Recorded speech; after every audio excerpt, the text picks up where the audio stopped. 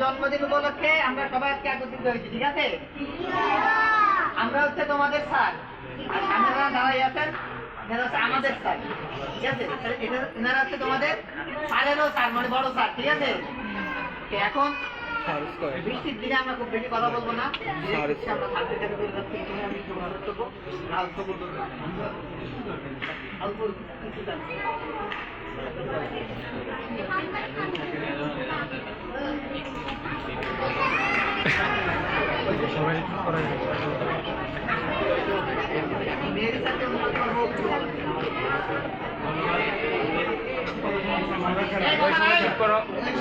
সবাই টিচার পাঠশালা এরকম একটা আয়োজন করতে পারছে, এই জন্য পাঠশালা ধন্যবাদ জানাই। আশেপাশে আমাদের অনেক সুবিধা বঞ্চিত শিশু আছে, তাই না? তোমাদের কিন্তু একটু কথা একটু মনোযোগ পেয়েছে না? আমাদের কিন্তু যে লেখাপড়া ভালো করতে হবে। তোমরা দেখো আমাদের সামনে যারা আছে এরা আজকে লেখাপড়া ভালো করতে গিয়ে ইউনিভার্সিটি আসতে পারছে, তারা আবার আমরা কেউ শিক্ষা পেতে পারছি, গবেষণা বা বিভিন্ন জায়গায় তারা ভালো জায়গায় যাবে, তাই না? আর আমরা যদি লেখাপড়া না করি তাহলে ভালো জায়গায় যেতে পারবো? ভালো জায়গায় লেখাপড়া বা উন্নতি করতে পারবো না, তখন আমাদের জীবন অনেক কঠিন হয়ে যাবে। হয়তো কেউ খেলাঘাটি ভালো হবে বা কঠিন, কেউ ওই যে ইয়ের কাজ করবে, সারাদিন কাজ করে কত টাকা বেতন পাবে? হয়তো 600-700 টাকা, ঠিক কিনা? আর তুমি যদি লেখাপড়া করো, ভালো জায়গায় চাকরি করো, তার যে হবে অনেক আয় হবে। ইনকামের জীবন উদ্দেশ্য না, আমাদেরকে মানুষের মতন মানুষ হতে হবে। তোমার দ্বারা কী হয়? মানুষ উপকৃত হয়, সবাই বিপদ থেকে যেমন দেখা। যেমন আমরা একটু উদাহরণ দিই, আমরা এখন যেখানে সেখানে ময়লা ফেলি, ফেলি না? আমাদের যদি ইমানের অঙ্গ করা যায়, সবচাইতে ছোট জিনিস রাস্তা থেকে কতটা পথ ফেলাই ফেলা। আমি যদি যেখানে সেখানে ময়লা ফেলি তাহলে কী হবে? যেখানে সেখানে ময়লা ফেলে ড্রেন আটকে যাবে, পরে বন্যা হবে। আমরা দেখা যায় যে বৃষ্টির সময় পানি আটকে যায় না? পানি আটকে যাওয়ার কারণ কী? কারণ আমরা যেখানে সেখানে ময়লা ফেলি। এবার এই কারণে একটি হচ্ছে আমি ক্ষতিগ্রস্ত হচ্ছি। আমি যদি শিক্ষিত হই তখন আমি বুঝবো যেখানে সেখানে কী করা যাবে না, ময়লা ফেলা যাবে না, ড্রেনে ময়লা ফেলা যাবে না। ময়লা কোথায় ফেলতে হবে? একটা বিনের মধ্যে ফেলতে হবে।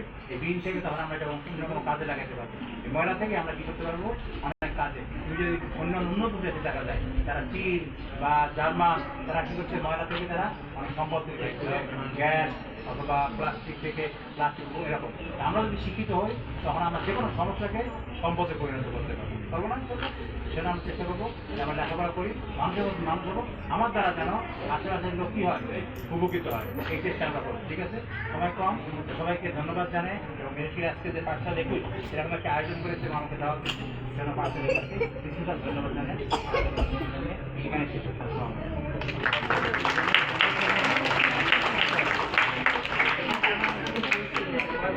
হাতে ধরে তারা আমরা সব র্যালি করতাম।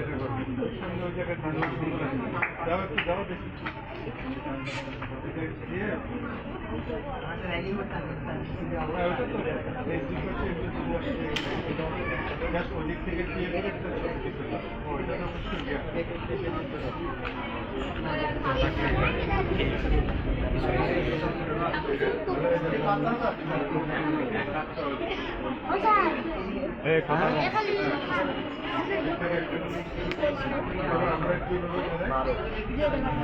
এই তোমাদের আজকে সবার কি নিতে দেখাবে?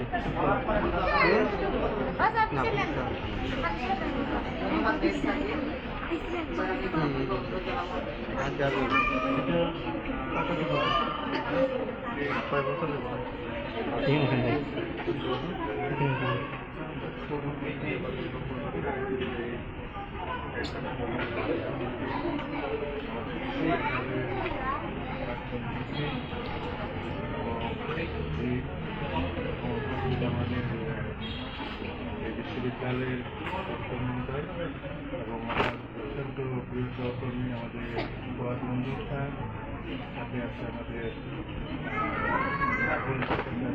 সহ এই পাঠশালা 21 কোর্সের সমস্ত শিক্ষকবৃন্দ এবং প্রিয় ছাত্রছাত্রীবৃন্দ, সবাইকে জানাচ্ছি এই প্রতিষ্ঠানের জন্য আন্তরিক শুভেচ্ছা এবং অভিনন্দন। একটু আগে তোমাদের স্যার যে কথাগুলো বলেছে, এটা আমি মনে করি তোমরা যারা এই বিশ্ববিদ্যালয়ে যারা আমাদের স্টুডেন্ট বা তোমাদের ছাত্র শিক্ষক, তারা যেই বিষয়ে তোমাদের শিক্ষা দিচ্ছে এটা তোমরা কাজে লাগাবে, ঠিক আছে না? তোমাদের জন্য একটা বড় সুযোগ যে একটা বিশ্ববিদ্যালয়ে ক্যাম্পাসে তোমাদেরকে এরকম পরিবেশে স্যাররা তোমাদের জন্য কষ্ট করছে, তারা যেরকম কষ্ট করতে পারে তোমরাও এই কষ্টের মূল্য দিয়ে তোমরা নিজেরা ভালোভাবে পড়াশোনা করবে। আর তার যে কথাটা বলছে একটু সচেতন হওয়া, তুমি তোমার কাজ করবে বা চলাফেরায় কোথাও কোনো ময়লা নিজে ফালাবে না, অন্যকে ফেলে দিলে তারটা উঠে নিয়ে একটা জায়গায় অন্য জায়গায় ডাস্টবিনে ফেলে দিবে, ঠিক আছে? এটা তোমাদের প্রত্যেকের জন্য শিক্ষা, বুঝতে পেরেছ? হ্যাঁ হ্যাঁ, দিও। তো এই বিষয়গুলা তোমরা সবসময় মনে রাখবা। তাদের সম্মান করবে, বড়দের সম্মান করবে, ছোটদের যারা একটু বড় হয়েছে, যারা ছোট সামনে সমোন্নতি আছে তাদেরকে তোমরা স্নেহ করবা, উৎসাহ দিবা, তাহলে তারাও আরো বেশি করে আসবে। আর যেহেতু তোমাদের এই শিক্ষকরা এত কষ্ট করে তোমাদের শিক্ষা দিচ্ছে, তোমাদের বাসায় বা আশেপাশে যদি আরো কেউ থাকে তাদেরকেও তোমরা নিয়ে আসবে, ঠিক আছে? তোমরা একসময় এরকম এই স্যারদের মতো তোমরা একসময় পড়াশোনা যদি ভালোভাবে করো তাহলে এই অবস্থায় তোমরা যেতে পারো। তো যাই হোক, আমি বক্তব্য দীর্ঘায়িত করছি না। আমার এই প্রতিষ্ঠাবার্ষিক উপলক্ষে পাঠশালা 21-এর সাথে যারা এই বিনা মানে কি বলে পারিশ্রমিকে এইভাবে তোমরা পরিশ্রম করে যাচ্ছ, তাদের আলোর পথ দেখাচ্ছ, আমি সেলুট জানাই তোমাদেরকে। তোমরা এই কাজটা অব্যাহত রাখবে। বিশ্ববিদ্যালয়ের প্রশাসন হিসেবে যখন যতটুকু সহযোগিতা আমাদের সাথে আছে আমরা সেটা করব। তো এতটুকু প্রত্যাশা রেখে আবারও সবাইকে, বিশেষ করে শিক্ষকদের ধন্যবাদ জানাচ্ছি এবং পাশাপাশি তোমাদেরকেও আবারও ধন্যবাদ জানাচ্ছি যে তোমরা সাধ্যের কথা অনুযায়ী তোমরা এসে সুন্দরভাবে লাইন ধরে দাঁড়িয়ে তোমরা কথা শুনছো। এটা ভবিষ্যতে অব্যাহত রাখবা, সেই আশাবাদ ব্যক্ত করে এই প্রতিষ্ঠা বার্ষিকীর শুভ উদ্বোধন এবং সেই সাথে ক্যাম্পেইনের জন্য সবাইকে আমন্ত্রণ জানাই। ধন্যবাদ।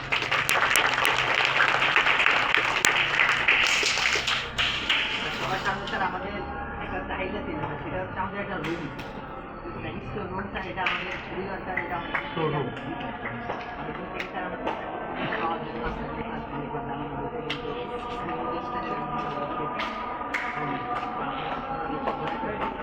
হ্যাঁ, ঠিক আছে, এটা আসলে তোমাদের একটা অধিকার। আমি মনে করি যে তোমরা এরকম একটা সুন্দর মানে ভালো একটা মানবিক কাজ করে যাচ্ছ। বিশ্ববিদ্যালয়ের প্রশাসন হিসেবে অবশ্যই আমরা মনে করি, আজকে আমরা তো আগেও বলেছ, আমরা যদিও কয়েকটা জরুরি আমাদের মানে রুম দরকার, যেটাতে আমাদের বিশ্ববিদ্যালয়ের সার্টিফিকেট হচ্ছে মানে এখনো পর্যন্ত আমরা দিতে পারি। তো আমরা আশা করছি যে আমরা এই বিষয়টা নিয়ে বসবো এবং বিশেষ করে তোমাদের যে কিছু সরঞ্জামাদি আছে এটা রাখার জন্য বিকল্প প্রস্তাবও দিয়েছে। তো আমরা দেখি সাময়িকভাবে হলেও যদি আমাদের অডিটোরিয়ামে কোনো একটা রুমে এটা রাখার ব্যবস্থা করে এবং তোমাদের এই শুক্র শনিবার বিশেষ করে প্রোগ্রামগুলো মুক্তি করতে দেবো, আমরা এটা আমাদের বিষয়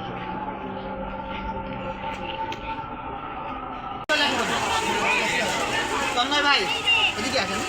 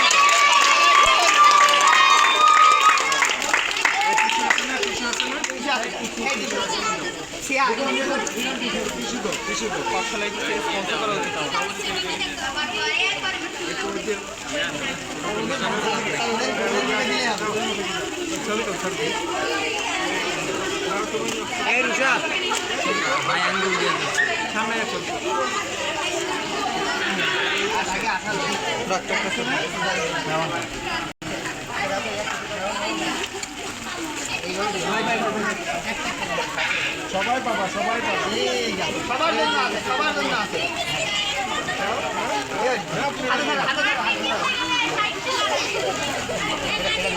সভাপতি সেক্রেটারি আসো।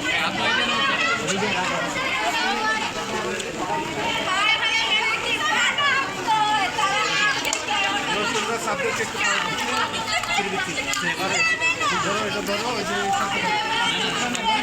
তুলতে পারলাম।